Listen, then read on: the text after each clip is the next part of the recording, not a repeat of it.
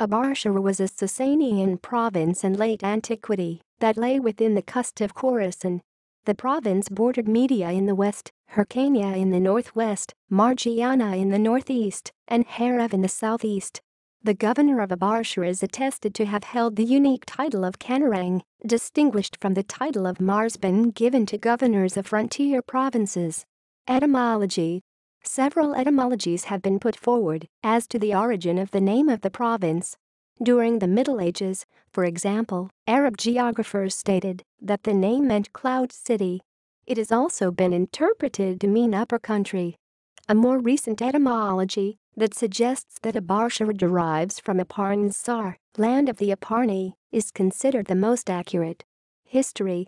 The province was formed during the reign of Shapur I as part of his efforts to establish greater centralization in the empire, and was made up of the vassal kingdom of Satrap, who had declared fealty to Shapur's father, Abarshahr I, after his victory over the last Parthian king, Artabanus V, at the Battle of Hormizgan in 224 AD.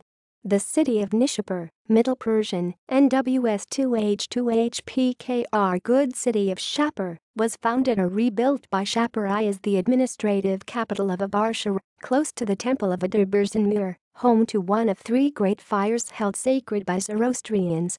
Nishapur was considered a more secure location than the former capital of the province, thus, against raids from nomadic tribes.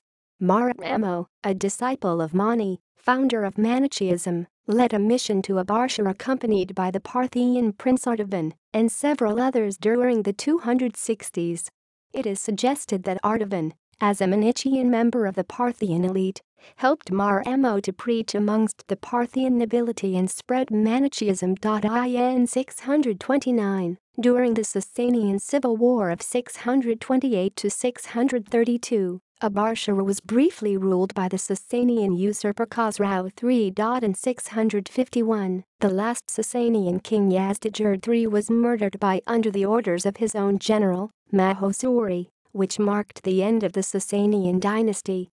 However, Abarshahr continued to be under the rule of the kanarang, who was no longer under the suzerainty of the Sasanians. However, this was soon to end. In 652, Abarshahr was invaded by the Arab military general Abdullah ibn Amr, who made a treaty with the kanarang, Kanadbak. In the treaty, Kanadbak agreed to pay tribute to the Arabs while still remaining in control of his territories and thus.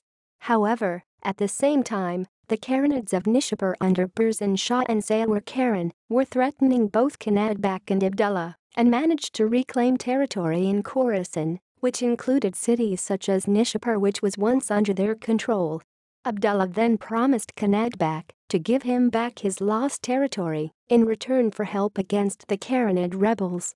They then started pillaging the surroundings of Nishapur and fought heavily to capture the city.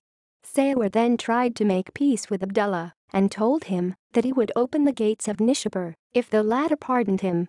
Abdullah agreed. However, when the gates were opened, he entered the gate with his army and started to plunder the city and killing citizens until Kanadbak said to him, "O Amir, once you'd have been victorious and triumphant, forgiveness is a higher virtue than revenge and retribution." Abdullah then did as the latter said and restored the city to Kanadbak, who continued to rule as a Rashidun vassal.